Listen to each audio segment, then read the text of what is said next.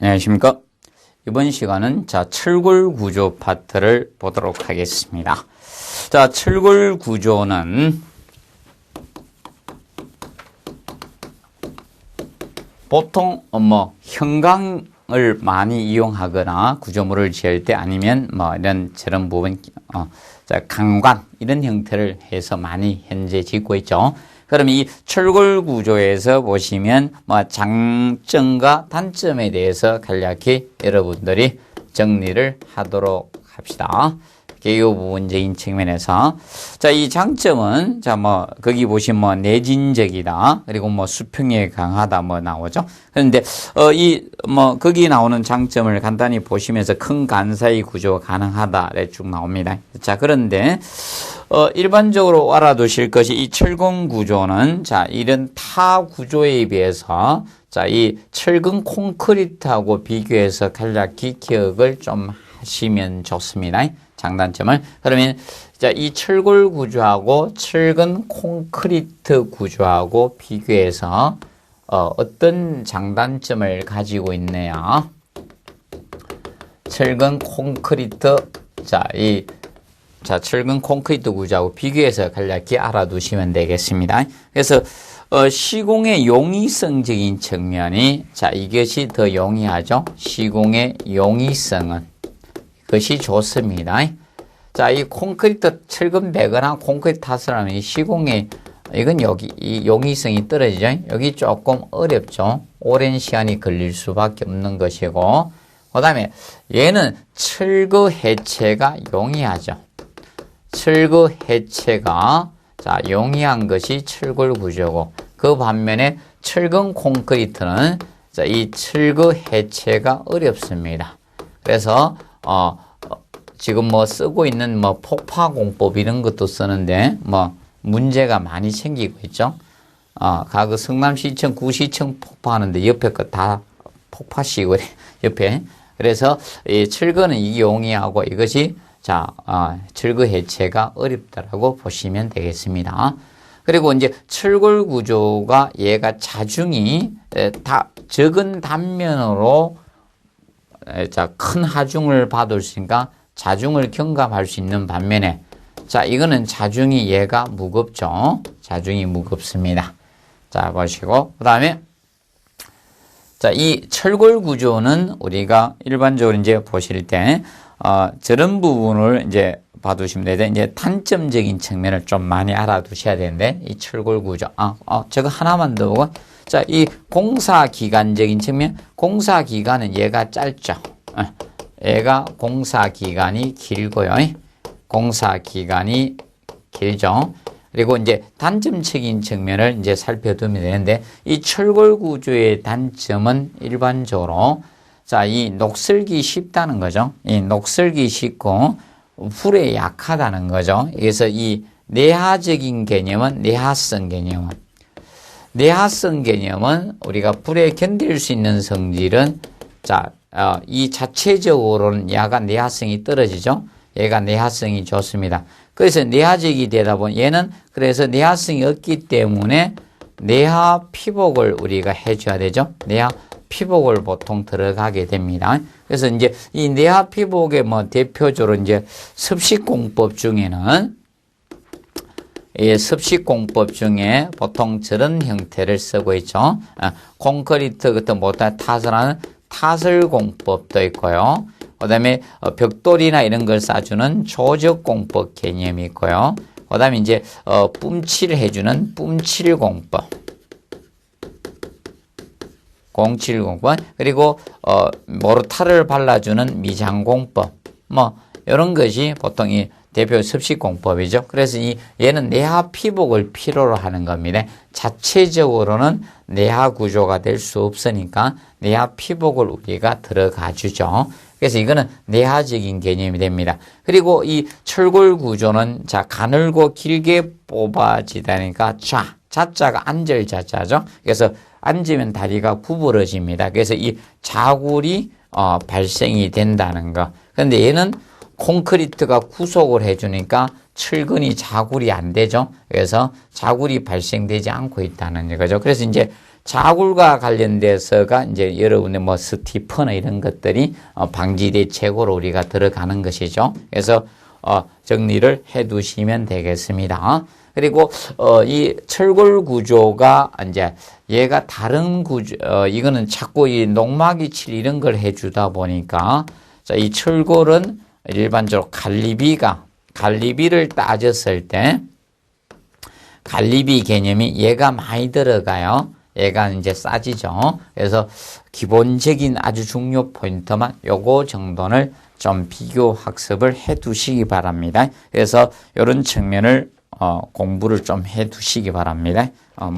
시험도 출제가 되었지만, 앞으로도 또 낼 수 있으니까 보시고, 그 다음에 재료의 성질적인 측면은 혹시 우리가 봐두실 것이, 거기 인성 개념과 치성 정도, 인성이라는 것은 일반적으로, 이제 파괴에 이르기까지 이제 고강도를 견디면서 동시에 큰 변형을 나타낸 성질을 인성이죠. 근데 치성은 어떤 하중에 의해서 변형하려고 하면 파괴되는 성질을 우리가 치성이라고 칭합니다. 치성. 그러면 철은 쭉 늘어나죠. 인성적인. 근데 치성 개념은 분필 같은 경우가 자 우리가 치성이라고 보시면 될 것 같습니다. 이런 분필은 하중을 이렇게 변형하라고 하면 이렇게 툭 부러지는 성질 이것을 보통 치성이라고 칭합니다. 치성. 그래서 그 두 가지 정도는 한번 간략히 알아두시기 바랍니다. 자, 그리고 이제 강제에 대해서 살펴보도록 하겠습니다. 강제 부분. 자, 강제 이제 재질 표시 기호를 해놨죠. 강제의 재질 표시 기호. 강제 표시 기호, 재질 그 표시 기호를 자, 거기 다뤄놓고 있습니다. 자, SS 일반 구조. 그래서 일반 구조용 압연 강제. 그래서 요 정도는 한번 기본적으로 알아두십시오. 거기 나오는 SS나 그리고 SM이라든지 또 SN 개념, SN 개념. 그러면 스틸 스트럭처. 그래서 일반 구조용 압연 강제. 이거는 일반 구조용 압연 강제죠. 일반 구조용 압연 강제는 SS 개념이고 스틸 스트럭처의 약자 탔죠. 그러면 SM은 스틸 머린인데 머린은 원래 선박입니다. 머린 개념은 선박입니다. 그래서 선박은 후판을 갖다가 용접에 의해서 이루어지죠. 그래서 SM이라고 쓴 거죠. 용접 구조용 우리가 압연 강제를 SM이라고 하고요. SM. 그리고 SN은 스틸 U 스트럭처죠. 그래서 U 스트럭처에서 SN을 딴 거죠. 그래서 요거는 건축 구조용 압연 강제죠. 건축 구조용 압연 강제가 됩니다. 압연 강제. 간략히 알아두시고요. 그런데 이제 그 밑에 이제 그래서 이제 강도 그래서 나오는데 뒤에 보통 SS400 이렇게 써 놓는다. 그러면 뒤에 보통 SS 이렇게 그 표에 보시면 400이다. 그러면 앞에가 자 나타내는 것이 이거죠. 어떤 강제냐 이거를 나타내는 거죠. SS는 건축 구조용 압연 강제고 SM은 용접 구조용 압연. 그러면 지금 SS니까 일반 구조용 압연 강제라는 거죠. 강정 용도가. 그리고 이것은 최저 인장 강도를 나타내죠. 최저 인장 강도를 나타내고 있는 겁니다. 항복 강도가 아닌 인장 강도를 나타내고 있습니다. 그런데 이제 거기 용접 구조용 압연 강제를 보시면 일반 구조용 압연 강제는 SS400 해놨죠. 근데 그 용접 구조용 압연 강제는 자 거기 보시면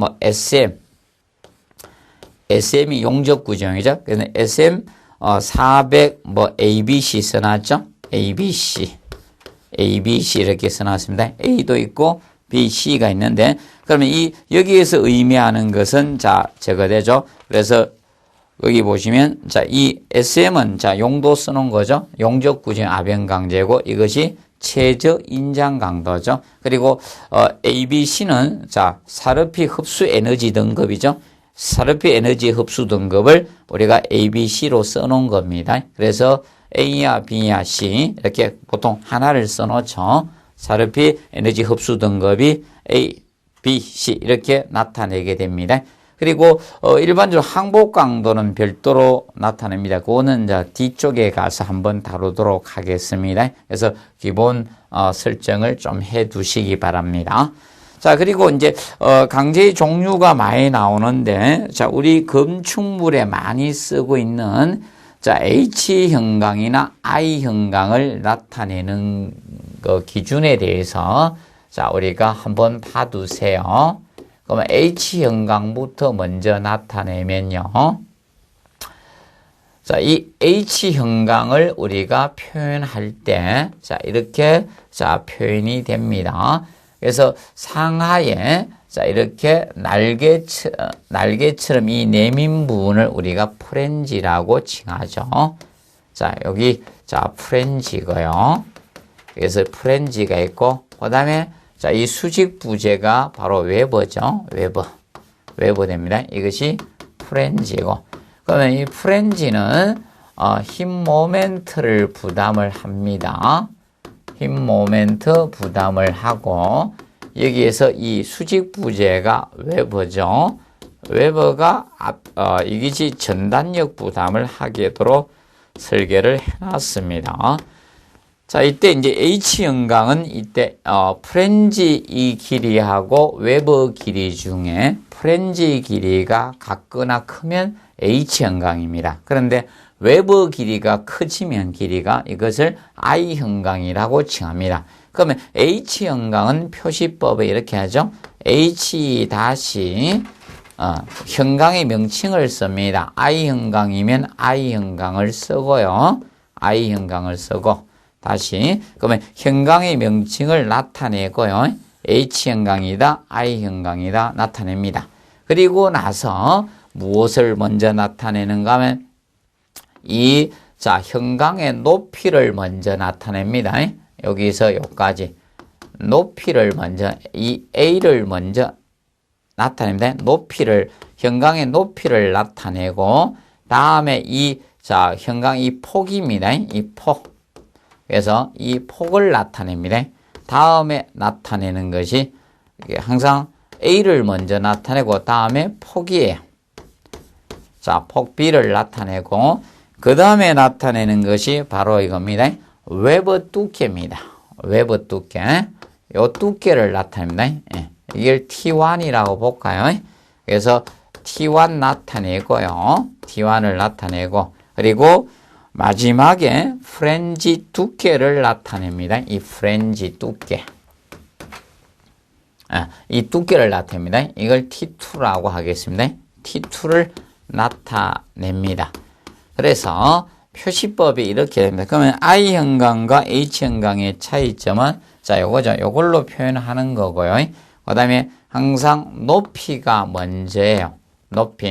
높이는 외부 부분의 높이만 나타내는 거. 여기서 요까지 높이입니다. 여기서 요까지 높이고, 그 다음에 이제 폭을 나타내고, 다음이 외부 두께, 그 다음이 자, 프렌지 두께로 나타낸다. 그 점을 우리가 알아두도록 해 주시기 바랍니다. 혼돈해서는 아니 됩니다. 그래서 규정해요. 그래서 예를 들어서 이겁니다. 뭐 이렇게 지금 나타내자. 그러면 이게 뭐 300에 뭐 350에 9에 이렇게 12다.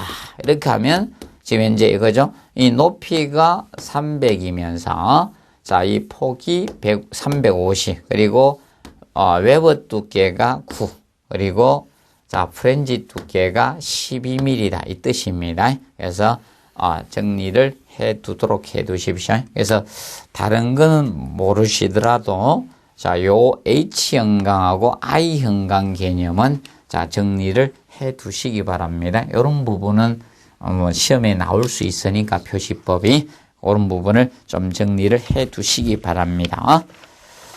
자, 그리고 그래서 그 현강 부분이 뭐 현강이 단면 형상을 난 압연강제죠. 그러면 기역이다, 니은 이런 형태로 H 현강이 나온 것이 자, 현강 개념이 될 거고요.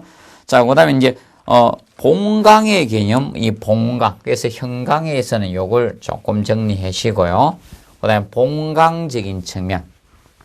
자, 봉강이란 것은 단면이 꽉 찬 것을 우리가 봉강이라고 칭합니다. 봉강 개념은 안이 꽉 찬 거예요. 자, 봉강 개념은 이렇게 단면이 꽉 찬 형태입니다. 이것이 자, 봉강 개념이에요. 이것이 봉강이고요. 그 반면에 자, 광관. 광관은 우리가 앞으로 시험에 나올 부분이라고 보시면 되겠죠. 광관은 다들 공부하셔야 되죠. 이 파트는 광관은. 그래서 이 최근에 관광구조로 많이 지어지고 있습니다. KTX 역사나 이런 뭐 경기장 이런 것들이 관광구조로 많이 지어지고 있기 때문에 자, 이 관관은 이런 형태죠. 폐쇄형 단면으로서 지금 현재 이렇게 이런 형태로 되죠. 그래서 이 중앙은 비었고 이런 형태로 된 거. 이거는 자, 원형 관관이고 원형 관관 형태가 있고 그 다음에 이렇게 된 형태는 각형이죠. 이런 형태는 각형이라고 보시면 되겠습니다. 그래서 단면 부분이 자, 이렇게 되어 있는 거죠. 이렇게 되는 거. 그래서 폐쇄형 단면으로 되어 있죠. 요거는 이제 각형 관관이고요. 각형 관관 개념이 되어주면 되죠. 자, 그러면 지금 현재 그러면 이 관광 구조의 자, 이 관관의 장점. 그래서 이 장점적인 측면이 어떤 장점을 가지고 있느냐. 자, 이런 장점이 있습니다. 그래서 단면이 이 폐쇄형 단면이죠. 이 폐쇄형 단면이 됩니다. 폐쇄형 단면으로서 자, 어디에서 힘이 작용이 되나? 자, 방향성이 없다는 거죠. 폐쇄형 단면으로서 이 방향성이 없다는 거. 어디에서 힘이 작용되나? 근데 H형광은 방향성이 있는데 얘는 방향성이 없다는 측면이 자, 장점으로 작용이 될 겁니다. 장점. 그리고 이 관관이 뒤틀리려고 하면요, 굉장히 힘듭니다. 그래서 이 비틀린 강성이 좋습니다. 비틀린 강성이 자, 크고요. 원래 강성은 어떤 하중이나 외래를 갔을 때 변형이 적은 성질을 보통 강성이라 하죠. 그래서 이 비틀린 강성이나 이런 흰 강성이 파이프는 잘 안 이어지죠. 흰 강성이 커요. 이런 측면이 크다는 점. 그리고 이런 국부자굴 같은 게 잘 안 생기죠. 힘이 굉장히 많이 작아요. 그래서 국부자굴 등에 이래 유리합니다. 자, 일반 형광보다 자굴이 잘 발생되지 않습니다. 그런 자굴, 자자, 안절자자라고 했죠. 그래서 그 다음에 이제 보통 외관이 조금 좋죠. 외관이 자, 경쾌하고 좀 미려한 특징이죠. 미려합니다. 폭이 좀 괜찮습니다. 관광구조로 되면 그런 특징을 가지고 있습니다. 그리고 살두께가 이런 형광보다 굉장히 적어요. H형광이나 I형광 이런 것보다. 그래서 이 살두께가 얇아요. 살두께가 얇습니다. 얇습니다. 얇기 때문에 전체 무게가 구조물이 이제 경량이 되는 거예요. 줄어듭니다. 가벼워진다는 겁니다. 그래서 경량이 된다는 점, 이런 것이 이 관광구조의 장점에 속합니다.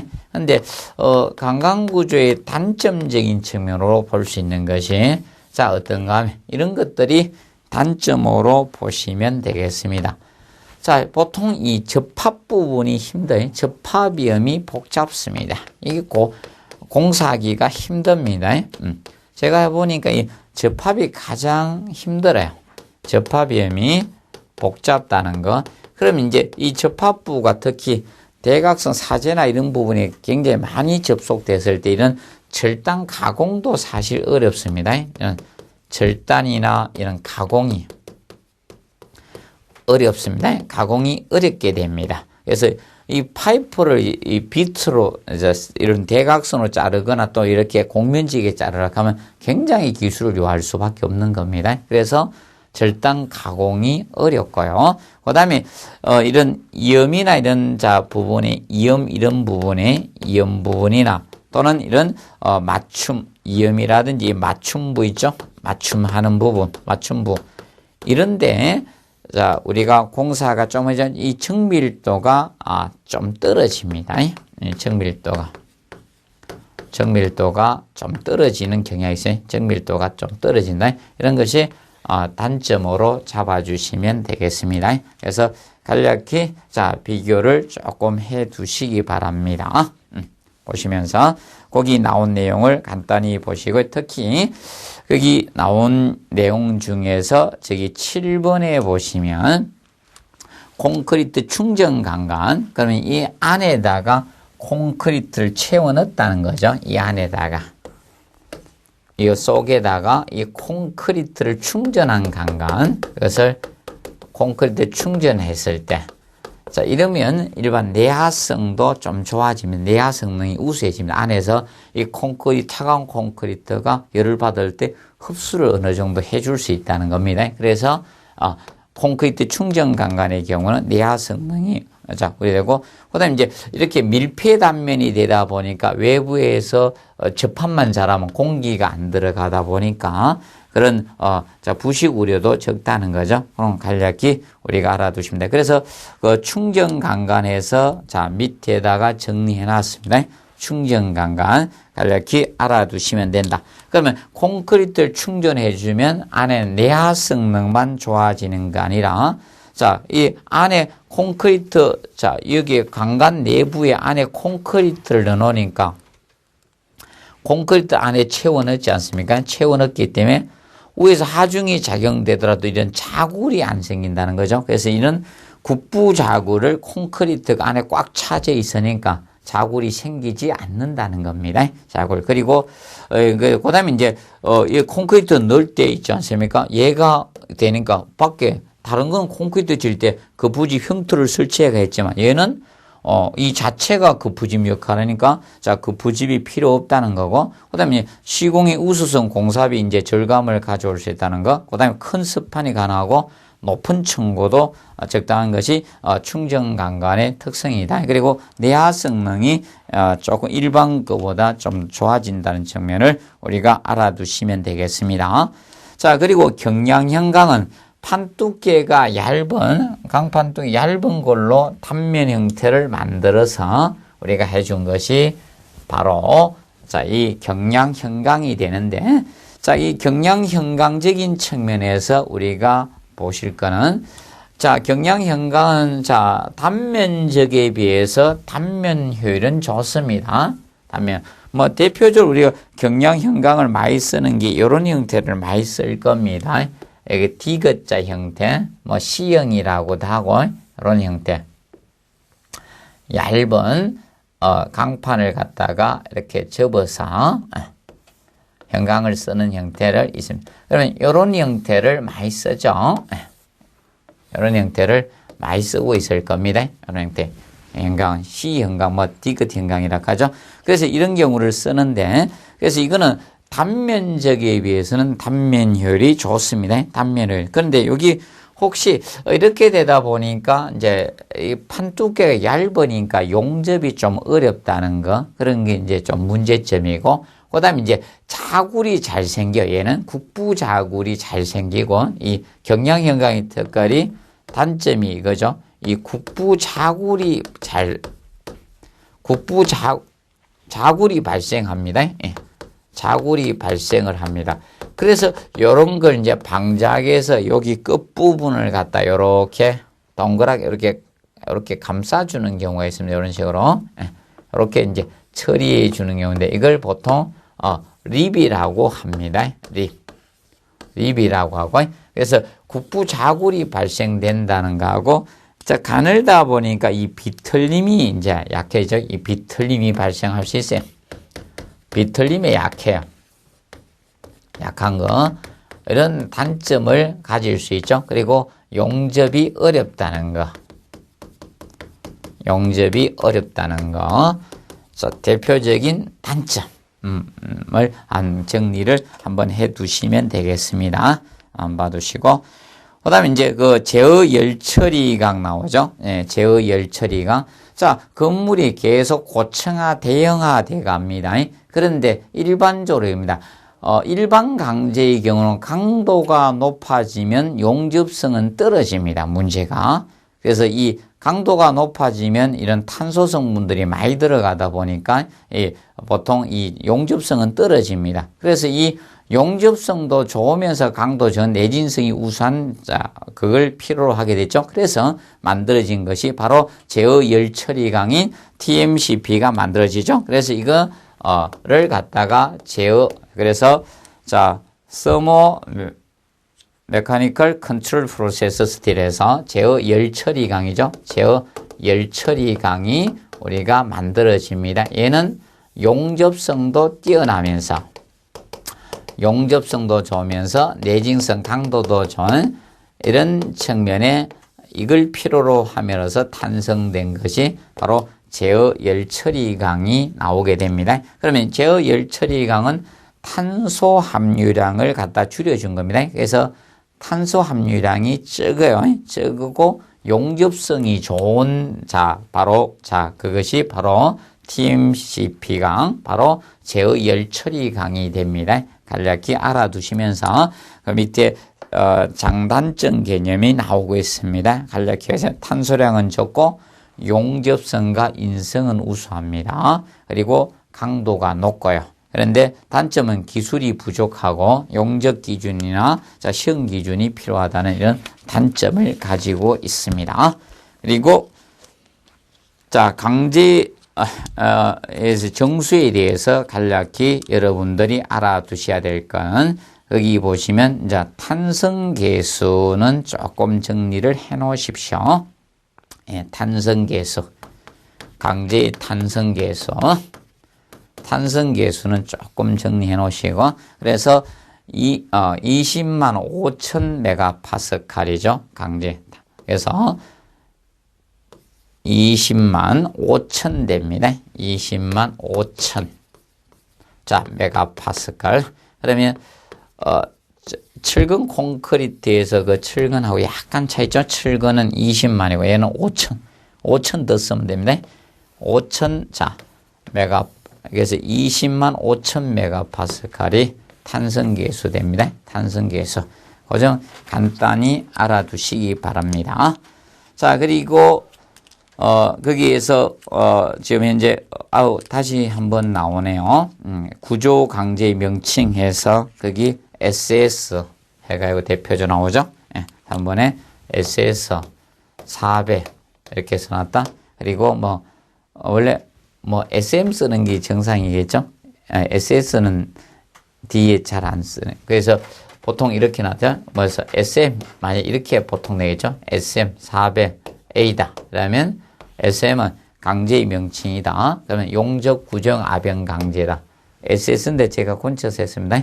그리고, 만약에 400은 최저 인정 강도인데, 그런데 항복 강도는 밑에 주어집니다. 표 항복 강도에 대해서 나오고 있습니다. 그래서 여러분들이 항복 강도는 한번 암기를 하시는 게 좋을 것 같습니다.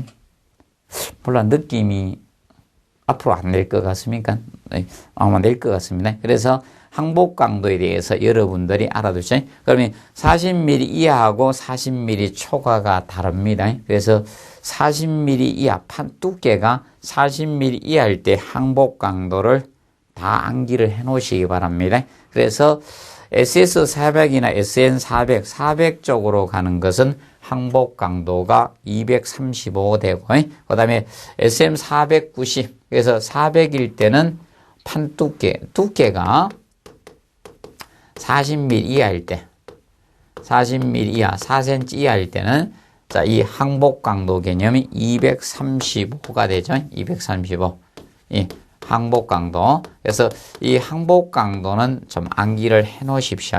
400. 그리고 SM490, 490 계통은 325고요. 항복 강도가 자, 490, 최저 인장 강도 490일 때는 항복 강도는, 지금 이제 325가 되겠고, 그래서 그거 조금 정리를 해 놓으시기 바랍니다. 그래서, 좀 암기 좀 해 놓으시기 바랍니다. 최소한 두 가지. 요거, 400은 235, 490은 325, 요거는 235고, 요거 바뀝니다. 325. 항복 강도. 그래서 이 항복 강도 요거는 조금 암기를 좀 해 두시기 바랍니다. 그래서 그거는 꼭 암기 한번 해 두시기 바랍니다. 힘드니까 두 가지만 암기하십시오. 두 가지. 다 암기하시면 또 힘드실 것 같고. 그 다음에, 저거에 대해서 보도록 하겠습니다. 그 다음에, 거기, 강제, 자, 재료적 역학적 성질에, 자, 우리가 응력과, 자, 거기 관계를 나타낸 탄성 구간과 소성 구간의 명칭에 의해서 간략히만 한번 봐두십시오. 제가 보기에는, 이런 것까지 이미 나왔기 때문에, 다시 나오기는 좀 그렇죠. 그래서, 대략 어디에서 어디까지 소성 구간이야? 소성 구간에 대해서 한번 기억을 해 두십시오. 소성 구간. 그래서 탄성 구간하고 소성 구간의 구분점, 바로 B점. 그래서 탄성 한계점을 기준 잡아서, 자, 기준 잡죠? 탄성 한계점을 기준 잡아가지고,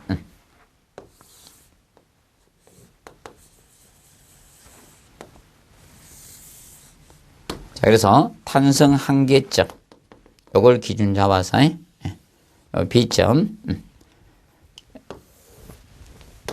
그래서 이 탄성 한계점을 기준 잡아서 우리가, 그걸 이제, 탄성 한계점을 기준 잡아서, 여기서부터, 자, 요 앞구간까지는 우리가 탄성 구간이고요.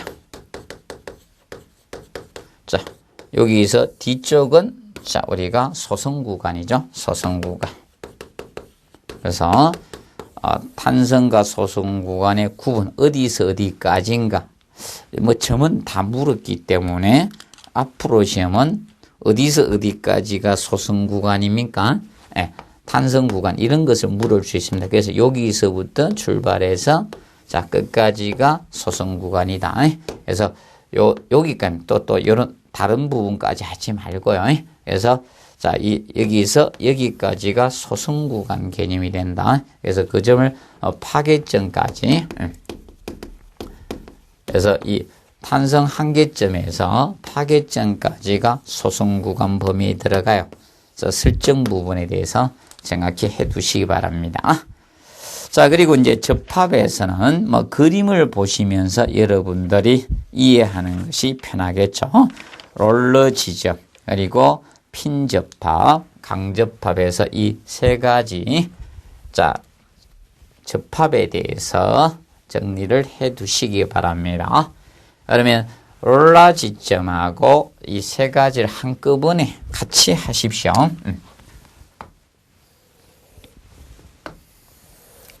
그래서 롤러 지점부터 해서, 그래서 롤러 지점, 그리고 핀 접합,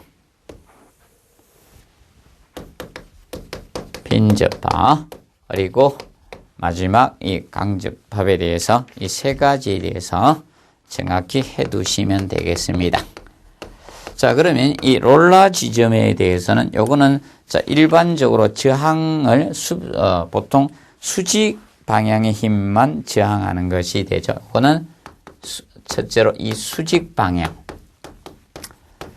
자, 이 수직 방향의 힘에 여기에만 저항하는 것이 롤러 지점입니다. 그래서 여기 힘에만 저항을 할 수 있는 거, 저항이 되고, 그러면 나머지 힘에는 저항을 할 수가 없습니다. 그러면 수평이나 회전력에는 저항할 수가 없죠. 수평 방향 힘이나 방향의 힘이나 그리고 회전력, 이런 부분에 대해서는 이것이, 자, 저항 능력이 없는 것이 바로 롤라 지점이죠. 롤라 지점. 그래서 이 롤라 지점은 그래서 교량 같은데 많이 쓰고 있죠. 교량 위에 보면 동그랗게 많이 쓴 게 롤라 지점이고, 그다음에 자 이런 핀접합, 핀접합은 자 요 두 가지는 저항을 할 수 있죠. 수직 방향의 힘하고 힘하고 그다음에 수평 방향. 요 두 가지에는 힘에 대해서는 자 두 가지 대한 저항이 가능합니다. 저항을 할 수 있는데 핀접받고 그림을 보시면서 하십시오. 근데 요거는 회전력에 대한 저항력이 없는 거죠. 얘는 회전력에 대한 저항력, 여기에 대한 저항이 없는 것을 핀접합이라고 하죠. 요거는 핀접합 개념이고, 그 다음에 강접합이 다 되는 거죠. 그래서 이거는 수직, 수평, 자, 이 회전력, 힘 모멘트까지, 회전력에서 힘 모멘트가 생기죠. 그래서 이것까지 모두 저항할 수 있는 형태. 그래서 이 세 가지 측면을 모두 저항할 수 있는 것, 모두 저항할 수 있는 것을 우리가 강접합이라고 칭합니다. 강접합. 그러면 이 강접합의 개념이 되는 것이 바로 뭔가 하면 자, 용접이 되겠죠. 대표적인 용접. 용접은 강접합으로 봐주겠고, 그 다음에 이제 고력 볼트도 여기로 보내, 고장력 볼트 또는 고력 볼트라고 하죠. 고력 볼트 접합도 강접합 정도로 우리가 보십니다. 그래서 이 롤라 지점이 우리 교량에 많이 쓰는 거죠. 교량에 그 설치해서 상판 위에다 얹는 형태로 많이 쓰고 있습니다. 그 정도 보시고요. 리벳 접합은 뭐 최근에는 거의 많이 일반적으로 사용은 안 되고 있지만 시험은 시험입니다. 과거에 이미 만들어진 거죠. 한강철교도 리벳 접합으로 만들어졌기 때문에 뭐 거기에 관련된 것은 간략히는 우리가 해두시면 되겠습니다. 자, 그러면 리벳 접합이 일반 전단 접합이죠. 리벳 접합의 특성을 간단히 보고 리벳 접합의 세부적인 것을 우리가 해보도록 하겠습니다. 리벳은 일단 전단 접합이죠. 리벳이 전단 파괴대로 하는 이 전단 접합이 자 됩니다. 전단 접합이고, 그다음에 이 전단 접합이면서 이거는 보통 리벳 접합의 특징이 이겁니다. 리벳은 열을 가해서 리베팅 해머로 쳤기 때문에 분량이 쉽죠. 그래서 이거는 접합부 검사가 용이해요. 접합부 이 검사가 용이합니다. 용이하고요. 그 다음에 이제 이거는 소음이 크죠. 소음이 크다는 거. 소음이 크고, 이제 열을 이용하죠. 이런 것이 리벳 접합의 특징이면서. 자, 그래서 이 리벳은, 기준적으로 알아두실 것이, 한 곳에 너무 많이 박아서는 안 되죠. 자, 이것은 보통, 너무 많이 박아서도 너무 적게 박아서도 안 됩니다. 그래서 한 곳에 최소는 2개 이상 우리가 해줘야 돼. 최소 2개 이상은 하나를 박게 되면 가위가 돼요. 하나를 박으면.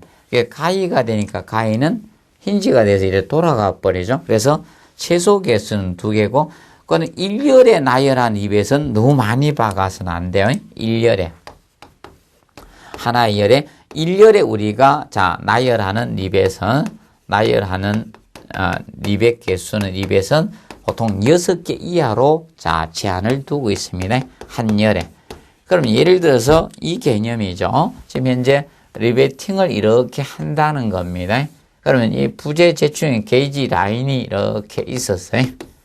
게이지 라인이 이렇게 있고, 그러면 이 게이지 라인에 리베팅이 이렇게 될 때, 리벳을 이렇게 할 때, 자, 이 개수가, 한 열의 개수가, 보통 몇 개? 6개 이하가 돼줘야 최대 6개로 해주는 거죠. 이 너무 많이 박아서는 안 된다는 겁니다. 그래서 보통 이 부재축에 이걸 보통, 게이지 라인이라고 하죠. 게이지 라인이라고 하고, 게이지 라인과 게이지 라인을 게이지라고 하죠. 그러면, 자, 보통 여기 한 열에, 게이지 라인 선의 열에, 자, 개수를 6개 이하로 정하고 있습니다. 간략히 알아두시고, 그 다음에 이때 리벳으로 이제, 자, 접합하시는 총판의 두께를 보통 그립이라고 칭합니다. 그립.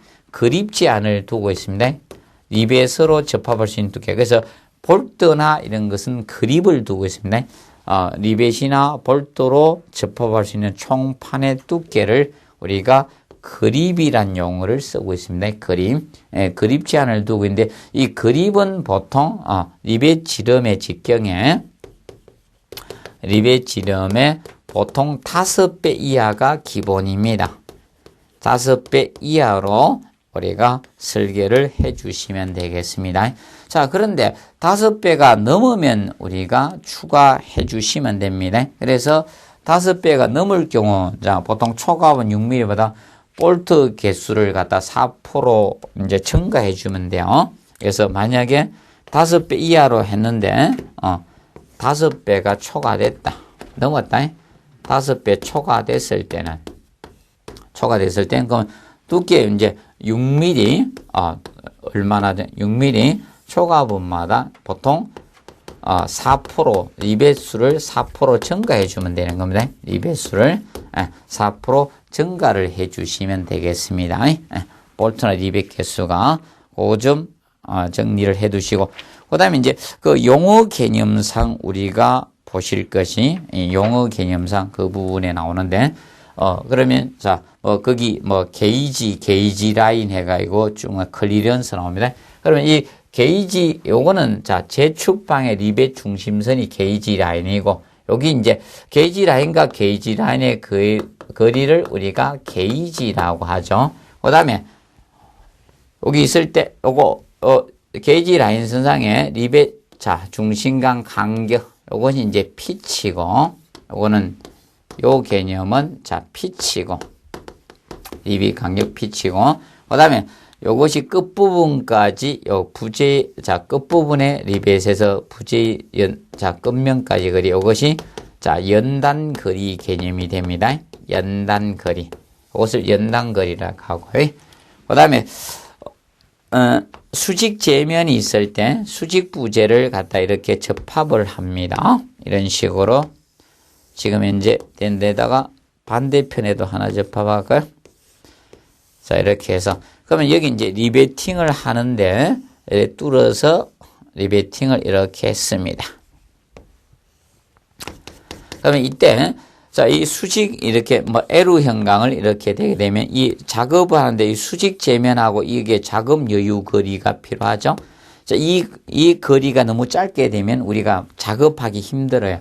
그래서 이제 벽이나 이런 모서리 부분에 우리가 이런 망치 박는 때, 그럴 때도 힘들어지죠. 그래서 이것을 보통 클리어런스라고 하죠. 클리어런스. 수직 제면과의 작업 여유 거리적인 측면, 이것을 클리어런스고, 그 다음에 리벳으로 접합할 수 있는 이 총판의 두께, 이 개념이 자, 그립 개념이 되는 거죠. 그립이라고 칭합니다. 그립이라고 보죠. 그래서 이 측면을 자, 간단히 이해해 주시기 바랍니다. 그래서 봐두시고, 그 다음에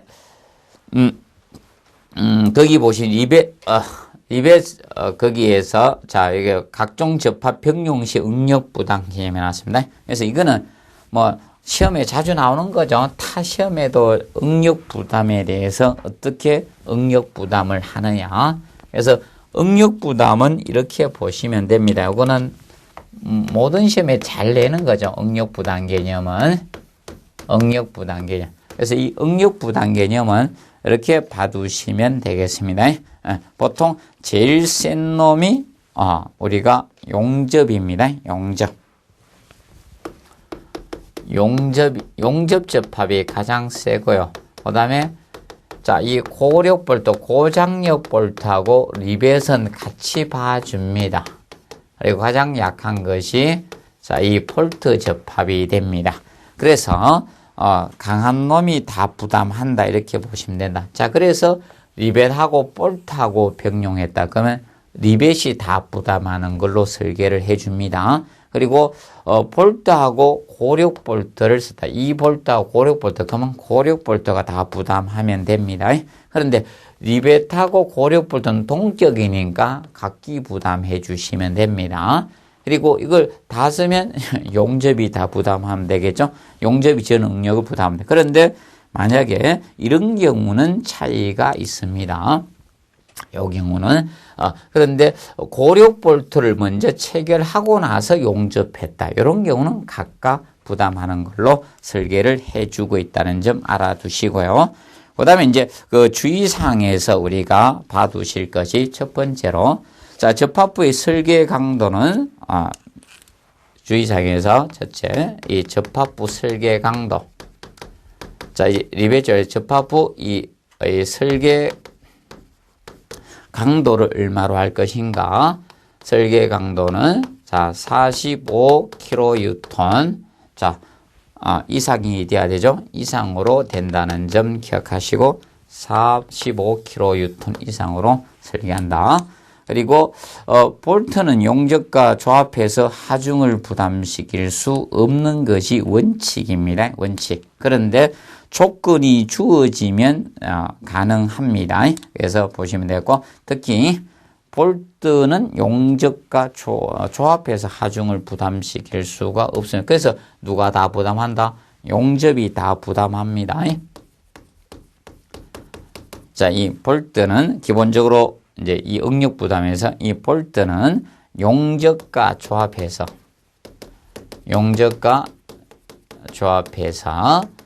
자, 일반적으로 하중을 부담시킬 수 없습니다. 이 원칙이다. 부담시킬 수 없는 것이 원칙 개념이 됩니다. 이제 그리고 특히 용접 접합, 이제 그래서 이 용접이나 마찰 접합을 사용해야 되는 경우 이것을 꼭 기억해 놓으세요. 용접 접합이라든지 마찰 접합을 사용해야 되는 경우, 용접 접합이나 이런 마찰 접합, 접합을, 자, 이 두 가지 접합법을, 자, 우리가 사용을 해야 되는 거, 둘 중에 하나를 사용해야 되는 경우, 자, 이 네 가지는 꼭 기억을 하십시오. 이것이 이제 시험에 나왔던 거죠. 그래서 용접 접합이나 마찰 접합에 사용해야 되는 것. 첫째, 자, 높이 38m 기준 잡습니다. 38. 그래서 높이 38m 이상 되는 다층 구조물의 기둥 이음 부분. 그래서 자, 일단 38m 기준 잡습니다. 그리고 두 번째도 높이 38m 이상 되는 구조물의 그래서 기둥 가세가 연결된 기둥이나 보의 접합부. 그리고 자, 용량 50kN 이상의 크레인 구조물 중에 뭐 지붕 트러스 이런 이런 조건이죠. 그래서 지붕 트러스 나와서 크레인 구조물 나왔을 때는 50kN 이상이 됩니다. 그리고 기둥보, 자, 이 모멘트 접합부에서 용접과 볼트에 병용될 경우, 자, 볼트는 마찰 접합을 사용해야 됩니다. 그래서 자, 용접과 마찰 접합을 꼭 해줘야 되는 그 네 가지 경우는 꼭 학습을 우리가 해 두시기 바랍니다. 그 부분을 공부를 좀 정리를 해 두십시오. 그래서 이번 시간에는 여기에서 마무리하도록 하겠습니다. 그래서 다음 시간에 자, 이런 고력 볼트 접합이나 그리고 이런 용접 접합 이런 부분을 우리가 다루도록 하겠습니다. 자, 수고하셨습니다.